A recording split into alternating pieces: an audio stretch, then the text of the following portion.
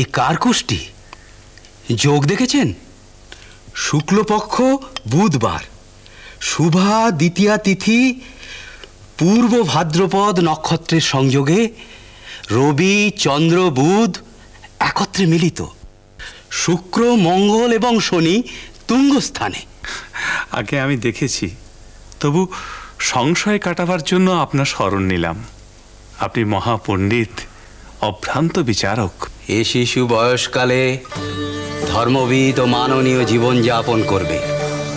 বহু শিষ্য পরিবৃত হয়ে দেব মন্দিরে অধিষ্ঠান করবে।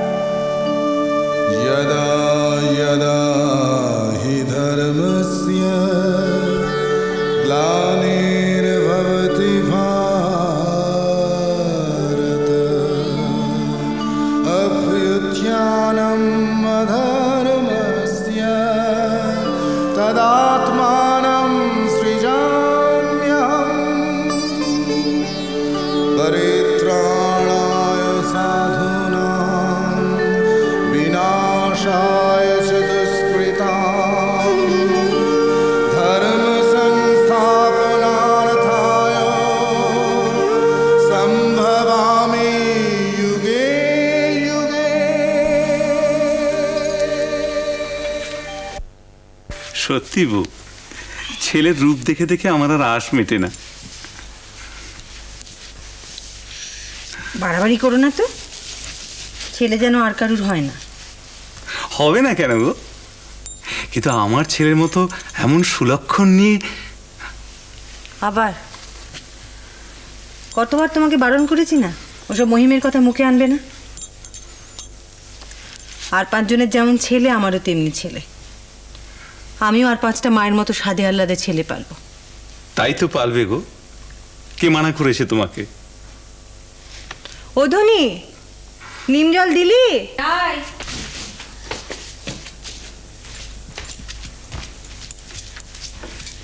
না না না, নাও চান করো ভালো করে। সুজি তারপর সেঁকেছো তো? হ্যাঁ রে বাপু, হ্যাঁ, এরপর জ্বর এসে যাবে। বালাই শার্ট নাও, এই কুলোর ওপর রাখো। নে তুই চান করা।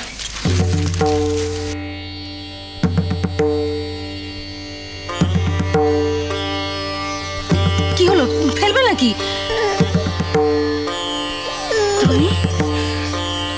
এই যে আমি তুলতে পারছি না, বড্ড ভারী রে। হাসছো?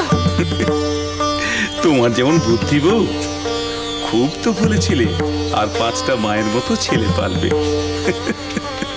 তা পালবে কি করে, ছেলেকে যদি কোলেই না রাখতে পারো? না, রাখো রাখো। ও ধনী, দাও দাও দাও। এই দেখো দেখো, কি করছো কি? কোলে ফেটে গেল যে, চোখ বিঁধবে না গায়ে।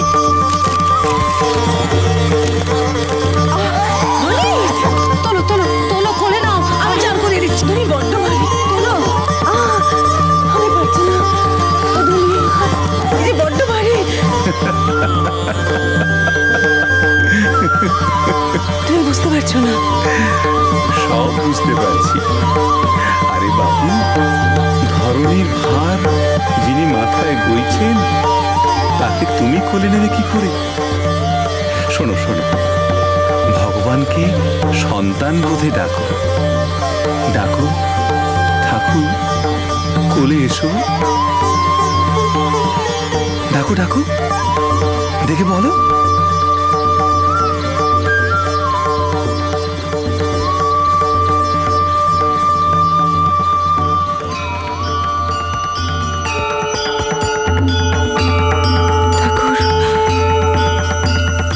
কোলে এসো, কোলে এসো ঠাকুর,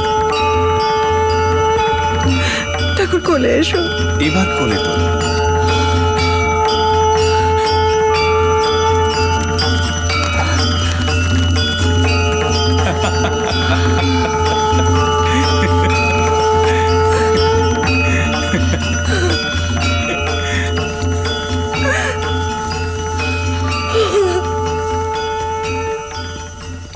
কিসের এত দুশ্চিন্তা শুনি? আপনি কি বুঝবেন লাহাবাবু, কারবারি মানুষ আপনি, অঢেল টাকা রোজগার আপনার। সে আপনাদের 5 জনের আশীর্বাদে চাটুর্য মশাই। তা আপনার অসুবিধাটা কি? অসুবিধে অনেক। একে তো বুড়ো বয়সের সন্তান, ভূমিষ্ঠ হবার কালে তো নানান রকম ভাবে বিভোর হয়ে একেবারে মাতিয়েছে। এখন যতই দিন যাচ্ছে ততই সংকট বেড়ে উঠছে। আপনার ঘরে রঘুবীরের অধিষ্ঠান, আপনি কেন এত ছোটোখাটো সমস্যায় ভোগেন? এই তো শুনলাম আপনার ভাগ্নে রামচাঁদ মেদিনীপুর থেকে একটা দুধেল গাভী পাঠিয়েছে তার ভাইয়ের জন্যে। হ্যাঁ, তা পাঠিয়েছে। তবে দুধের সমস্যা তো মিটেছে? হ্যাঁ, তা মিটেছে, কিন্তু ওই দুধেল গাভীটির জন্য যে আবার জাবরের সমস্যা পাকিয়ে উঠেছে। হ্যাঁ, জাবরের সমস্যা। আমি বলি। আহা, তুমি আবার কি বলবে? থাক না এইসব কথা। কেন থাকবে কেন?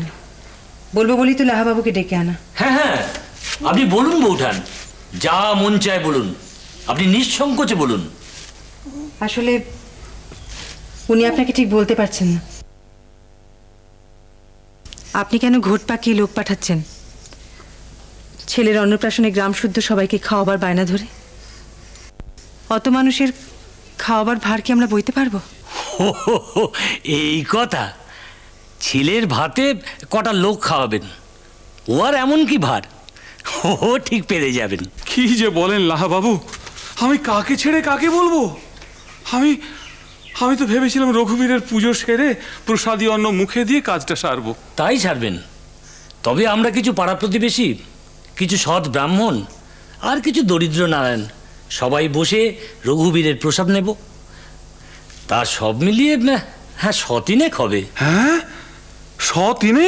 হ্যাঁ, না না না, আপনি শুভ কাজের এই নির্ঘণ্টটি বাদ দেবেন না চাটুর্য মশাই, তাহলে আমরা কিন্তু আশাহত হব, লোকে আমাদের ছ্যা ছ্যা করবে।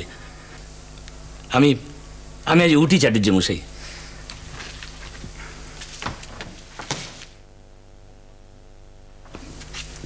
আমি সব শুনেছি, যতই আপনারা লুকোছাপা করুন।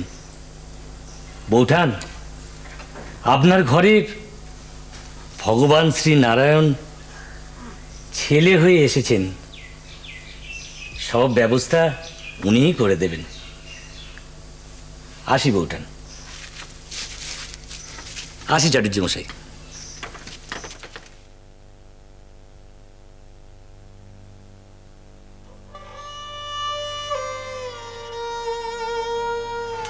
বারবার বলেছিলাম কি? ওসব স্বপ্ন টপ্নের কথা কাউকে চাউর করো না। কি হবে? লাহাবাবু বন্ধু মানুষ, তিনি এমন শত্রুতা করছেন কেন? কে বলেছিল ডেকে ডেকে ভগবানকে ঘরে আনতে? আরে আমি তো মানা করেছিলাম, বলেছিলাম ঠাকুর আমি গরিব মানুষ, দিন আনতে দিন খাই, আমার ঘরে এই উৎপাত কেন? তা শুনলে আমার কথা? শুনলে না তো, জেদ ধরে একেবারে চলে এলো ড্যাং ড্যাং করতে করতে। হ্যাঁ, একেবারে নেচে নেচে চলে এলে।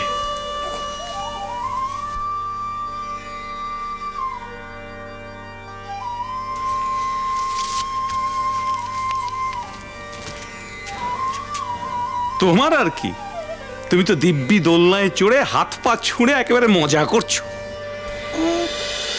বিরাট